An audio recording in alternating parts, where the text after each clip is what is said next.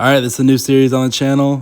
It's Combat Homework. Basically, we're going to be breaking down past and current UFC fights that are coming up, and we're making it as easy as possible to understand.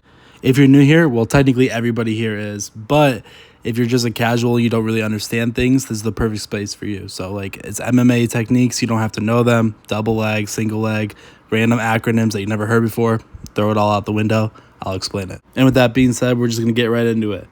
Today, we got Anthony Hernandez versus Gregory Rodrigues. It's an upcoming fight this weekend, and I think that this fight comes down to one pretty simple question. Can Hernandez survive long enough to make the fight ugly? So who are these guys? Anthony Hernandez, also known as Fluffy, he's ranked number 6 at middleweight right now.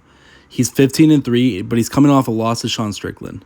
But before that, he won 8 fights in a row. So he's not one of those guys that needs to knock you out or anything like that, but he's going to pressure you, wrestle you, and just make you work. He's going to do it again and again until you stop it. On the other side, we got Gregory Rodrigues, Robocop. I mean, he's 19-6 right now. He's ranked number 11, but this dude can absolutely crack. He's got that kind of power where if you're winning the round, it doesn't matter what you do. Like, you need to be defensively focused the entire time or else he can end it. All right, so right away, we got an easy matchup to understand. Hernandez wants chaos and pressure, and Rodrigues just wants to find opportunities to land that power. All right, let's talk about Hernandez first then. The biggest weapon isn't necessarily one of the specific techniques he has, it's his pace. Hernandez averages almost 6 takedowns per 15 minutes, which is a ridiculous amount. And that's important because he's not just trying to take you down once. He's trying to make you defend constantly, and that wears down on you. Think about it like this. You defend a takedown, right? Cool. Now you're back up, but Hernandez is still on you. He shoots again, you defend that. Now you're against the cage. You get back up, he's still there. I mean, this is just the fight Hernandez wants. He wants you tired and uncomfortable. He wants you thinking about the threat of the takedown while he's striking. But I mean, this is where Rodrigues can become a nightmare as well. Because if Hernandez gets careless, I mean, Rodrigues is going to end the fight. And I don't mean that generic MMA way where every fighter technically has a puncher's chance or whatever.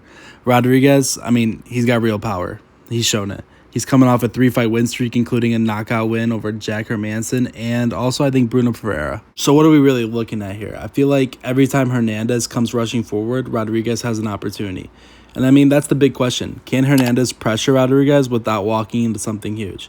If he can, I mean, that's great for Hernandez. But if Rodrigues can catch him when he's coming in, now Hernandez has a serious problem. All right, so now this is what I want you to really watch for. Don't just watch who's landing more punches, but watch where the fight is happening. If they're standing in the middle of the cage, that's probably where Rodrigues wants to be. He's got room to throw, and he's got room to see Hernandez coming. And he can make Hernandez pay for rushing in. But if Hernandez starts getting Rodrigues against the fence, I mean, that's where things get interesting. So basically, cage pressure is going to favor for Hernandez, and open space is going to favor Rodrigues. So, I mean, basically the entire fight is just going to be Hernandez trying to pressure, find the clinch, take him down, and control. But Rodrigues, I mean, it's distance, counter, big shot. That's it. Everything else is basically built around these two things happening. Now, Hernandez has one big problem, though. He's coming off a knockout loss to Sean Strickland. And I'm not saying that automatically means he's going to get knocked out again. Obviously, that's not how it works. But when you're fighting someone with Rodrigues' power, you just can't afford to get lazy. So Hernandez just has to be smart. He can't just run forward with his chin in the air, looks maxing, hoping cardio saves him. He's got to close the distance without giving Rodrigues a clean shot, take him down, and brutalize him. Which brings us to Rodrigues and his own problem. Can he keep up? Because if Hernandez makes him wrestle for 5 rounds, that's a completely different fight. Rodrigues is dangerous, of course. I mean, but Hernandez wants to make this physical. He wants Rodrigues to carry his weight. He wants him to make him defend takedowns and wants him to stand back up. Then he's going to do it again and again and again. So, I mean, if Rodrigues wins the first few minutes, Hernandez could be playing the long game. But it really comes down to just that cage control. Like, where is the fight taking place? So, I mean, ultimately, who do I have winning? I'm taking Anthony Hernandez. I'm not super confident about it, to be honest. I think Rodrigues is probably the more dangerous fighter in terms of one mistake and you're unconscious. But over 5 rounds, I think Hernandez' pace and the wrestling gives him way more ways to win. My prediction is Hernandez probably by decision. And honestly, I think the first round is going to tell us a lot. If Rodrigues is stuffing the takedowns and landing clean, that's a very bad sign for Hernandez. But if Hernandez is already getting Rodrigues to the fence, make him wrestle, make him work, then I started thinking, yeah, this is exactly the fight Fluffy wanted.